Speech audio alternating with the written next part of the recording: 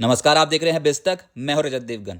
आज जब ट्रेडिंग की शुरुआत करने जा रहे थे तो अंतर्राष्ट्रीय संकेत कमजोर थे। अमेरिकन मार्केट्स गिरकर बंद हुए थे। नैस्डैक की हालत टाइट थी। आर्टिफिशियल इंटेलिजेंस से जुड़ी कंपनियों की वैल्यूएशंस को लेकर चिंता थी और शेयर्स सरेंडर कर गए थे। एशियाई बाजारों की आज ओपनिंग भी ठीक नहीं थी और ऊपर से गिफ्ट निफ्टी बता रहा था कि एक रेंज में कामकाज हो सकता है, लेकिन बायस नेगेटिव रहेगा।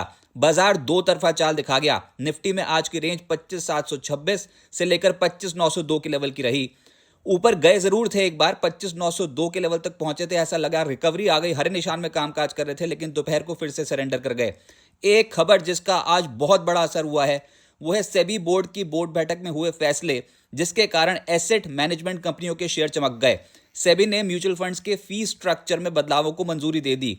सेबी के नए सुधारों में म्यूचुअल फंड्स में बेस एक्सपेंस रेशियो और डिजिटल आईपीओ एक्सेस शामिल हैं। सेबी के इस फैसले से HDFC AMC, Canara Robeco AMC, नाम इंडिया जैसे शेयर 5.5% से 7% की चढ़ाई चढ़ गए। इसके अलावा आईटी, मेटल, फार्मा शेयरों में खरीदारी दिखी, लेकिन वहीं पर ही ऑटो और एनर्जी शेयर्स में बिकवाली रही। निफ्टी पे आज ओपन हुए 25,764 के लेवल पे।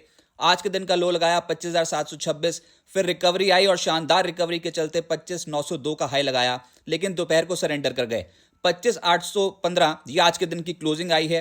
3 पॉइंट्स आपको क्लोज टू क्लोज निफ्टी नीचे नजर आएगा, लेकिन दिन की ऊंचाई से सरेंडर हुआ है मार्केट। निफ्टी बैंक 58,912 के लेवल पे हुआ है बंद 13 अंकों की गिरावट के साथ, और सेंसेक्स 77 अंकों की गिरावट के साथ 84,481 के लेवल पे हुआ है बंद।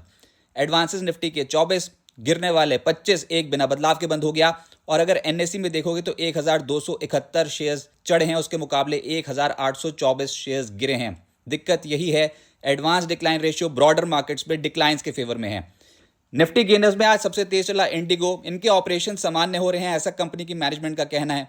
इंडिगो आज 3% चढ़ गया। इसके अलावा आईटी स्टॉक्स का दबदबा रहा, जिसमें टीसीएस बाजार को संभाल रहा था, 2% ये स्टॉक ऊपर रहा।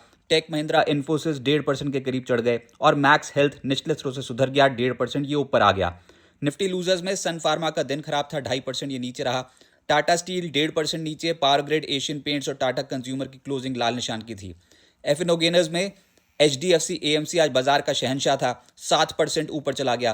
पीबी फिनटेक 4% ऊपर, के फिनटेक 3.5% ऊपर, अशोक लेलैंड और ओबरॉय रियल्टी भी 3% से ज्यादा चढ़ गए। एफएनओ लूजर्स में पावर इंडिया 5% नीचे, आईओसी डिविडेंड एडजस्ट हुआ है आज। इसके अलावा कमिंस इंडिया, सन फार्मा, दालमिया भारत जैसी जो कंपनियां, इनके स्टॉक्स 2.25% से 3% नीचे बंद हुए हैं। मिड कैप गेनर्स में गैब्रियल 14% ऊपर, एचबीएल इंजीनियरिंग 7.5% ऊपर, रूट मोबाइल 7% ज्यादा चढ़ा है। अनिल अंबानी ग्रुप के जो स्टॉक्स हैं उनमें आज तेजी थी, जिसमें रिलायंस पार 6% ऊपर रहा। साथ ही एसेट मैनेजमेंट कंपनियां, जिसमें नाम इंडिया जैसी कंपनियों में आज बहुत अच्छी खरीदारी हुई है। Hind copper, Motilal Oswal financial services, M N M financial जैसे स्टॉक्स 4% से करीब करीब 4.5% चढ़ गए। मिड कैप लूजर्स में ओला इलेक्ट्रिक, इसकी तो बोलती बंद है। ये स्टॉक रिकॉर्ड निचले स्तरों पे पहुंचा है, और अगर ऑल टाइम हाई लेवल से देखोगे तो 80% मार्केट कैप इरोड हो चुकी है। आज 5% टूट गया। गरवारे हाईटेक 4% ज्यादा नीचे चला गया। एनआईटी लर्निंग 4% नीचे। शारदा क्रॉपकेम, टिप्स म्यूजिक और स्किपर जैसे स्टॉक्स भयंकर टूटे। एसेट मैनेजमेंट कंपनियां ही आज सबसे ज्यादा फ्लेवर में रही। एचडीएफसी एएमसी 7% ऊपर, कैनरा रोबेको एएमसी 6% ऊपर, नाम इंडिया 5.5% चढ़ गया। यूटीआई एएमसी, आदित्य बिरला सन लाइफ एएमसी भी चढ़ गए। आईटी स्टॉक्स में टीसीएस और इन्फोसिस बाजार को संभाल रहे थे, 1.5% से 2% ऊपर। साथ ही साथ टेक महिंद्रा, विप्रो और एम्फेसिस करीब करीब 0.25% से 1.5% चढ़ गए। मेटल्स सबसे पसंदीदा सेक्टर है मार्केट का अभी।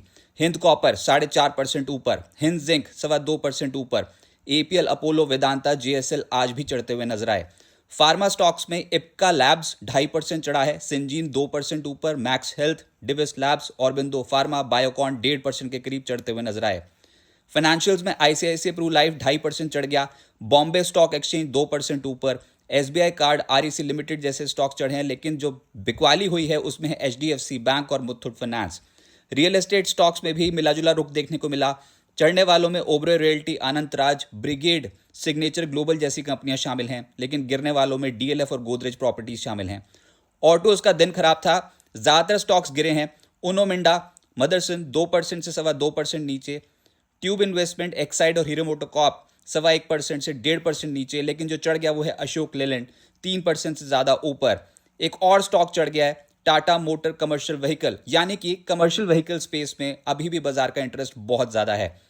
एनर्जी स्टॉक सरेंडर कर गए। पावर इंडिया 5% ज्यादा टूटा, सीमेंस एनर्जी 4% नीचे, जीवीटीएनडी, सतलुज जल विद्युत निगम, सीमेंस, एनएलसी इंडिया, ये सब लाल निशान की क्लोजिंग दिखा गए। कल आईसीआईसी प्रूडेंशियल एएमसी की लिस्टिंग होनी है। कुल 39 गुना सब्सक्राइब होकर बंद हुआ था ये इशू। क्यूआईबी पोर्शन भर भर के सब्सक्राइब हुआ है 124 गुना के आसपास। एनआईआई 22 गुना सब्सक्राइब हुआ है। इशू प्राइस 2165 रुपए प्रति शेयर का रखा गया है। ग्रे मार्केट प्रीमियम 400 रुपए के करीब का है, यानी कि 18% अपसाइड शो कर रहा है। देखते हैं लिस्टिंग कहां पर होती है। इशू साइज था 10,602 करोड़ रुपए, पूरा ओएफएस था, लेकिन इस इशू के लिए भर भर के बोलियां लगी थी। तो कल है लिस्टिंग, बड़ा दिन है आईसीआईसी प्रूडेंशियल एएमसी के लिए। अब आगे क्या होगा? देखिए, बाजार सब्र की परीक्षा ले रहा है। लगातार तीसरे हफ्ते बाजार में गिरावट देखने को मिल रही है। इस हफ्ते निफ्टी करीब 0.89% नीचे है, यानी कि 231 अंक नीचे है। लगातार 3 हफ्ते से गिरावट का सिलसिला जारी है और इस हफ्ते तो real estate, auto, energy, financials, इन सब शेयर्स का सूपड़ा साफ हो गया। ऊपरी स्तरों पर बाजार को टिकना मुश्किल हो गया। 25,930 के जोन को निकालना इस समय चुनौती हो रही है। निफ्टी पर 25,700 के करीब सपोर्ट मिल रहा है। बार बार 25,700 के करीब जाते हैं, वहां से खरीदारी आ जाती है, लेकिन 25,930 के आसपास से बिकवाली भी आती है। आज यूएस में नवंबर सीपीआई महंगाई आंकड़ों का भी असर होगा। सपोर्ट और रेजिस्टेंस लेवल्स में कोई भी बदलाव नहीं हो सकता, क्योंकि बाजार टस से मस ही नहीं हुआ क्लोजिंग बेसिस पे। इंट्राडे में भले ही झूल गया हो, लेकिन क्लोजिंग बेसिस पे 25,815 की लेवल की क्लोजिंग है। 25,760, 25,680 ये सपोर्ट लेवल्स ही रहेंगे और निफ्टी के रेजिस्टेंस लेवल 25,920 और 26,000 के रहेंगे। बाजार बंद होने के बाद कुछ इंपॉर्टेंट डेवलपमेंट हुई है। बैंक ऑफ इंग्लैंड ने ब्याज दरें 25 बेसिस पॉइंट्स घटा दी हैं। लेकिन कल है बड़ा दिन, जिसमें बैंक ऑफ जापान की पॉलिसी आएगी और ये सबसे बड़ी खबर को ट्रैक करेंगे हम बिस्तक पे कल सुबह मॉर्निंग ओपनिंग शो में। जापान में इंटरेस्ट रेट बढ़ोतरी की संभावना है 86.4%। 1995 के बाद सबसे ऊंचे स्तर पर पहुंच सकती है जापान में इंटरेस्ट रेट। जापान में ब्याज दर बढ़कर 0.75% हो सकती है, जो कि 30 साल में सबसे ज्यादा होगी। डॉलर के मुकाबले येन मजबूत हो सकता है, वहां पर महंगाई घट सकती है, लेकिन इसका असर यह भी होगा कि जापान की अर्थव्यवस्था पर इससे दबाव आएगा। जो फाइनेंशियल मार्केट्स के लिए बड़ी खबर बन जाएगी वो है येन कैरी ट्रेड की अनवाइंडिंग। अगर वो स्थिति डेवलप होती है तो आने वाले समय के लिए ग्लोबल बाजारों पर दबाव भी बन सकता है। इस लिहाज से बैंक ऑफ जापान की पॉलिसी कल बहुत अहम ट्रिगर है मार्केट के लिए। सबसे बड़ी कवरेज आप बिस्तक पे देखेंगे। तो फिलहाल तो बाजार एक रेंज पे है, लेकिन ये रेंज ज्यादा समय तक नहीं रह सकती। निवेशकों के लिए यही मैसेज होगा कि हर गिरावट में एक अपॉर्चुनिटी ढूंढें। बाजार में खराब समय पर ही अच्छे भाव मिलते हैं और इस समय शेयरों के भाव बहुत अच्छे लेवल्स पे आ चुके हैं। धीरे धीरे करके सिस्टमैटिक तरीके से अपना पोर्टफोलियो बना सकते हैं, क्योंकि जब बाजार पलटेगा तो आपको ये भाव नहीं मिलेंगे। इस समय आपका पेशेंस लेवल टेस्ट हो रहा है। पोर्टफोलियोज में ड्रॉडाउन्स देखने को मिल रहे हैं, लेकिन ऐसे ही समय पर अपॉर्चुनिटी भी निकलती है। उम्मीद करते हैं कि साल अंत होते होते ये दुख दर्द बाजार का खत्म हो जाए और निचले स्तरों से बहुत तगड़ी खरीदारी होती हुई नजर आए। अभी फिलहाल इंस्टीट्यूशंस बहुत बड़ी बेट इंडियन मार्केट्स पे नहीं लगा रहे हैं और सबसे बड़ा जो ट्रिगर होगा वो होगा बैंक ऑफ जापान की पॉलिसी। वहां से जो भी संकेत निकल के आएंगे उसका भी इम्पैक्ट स्टॉक मार्केट पे पड़ेगा।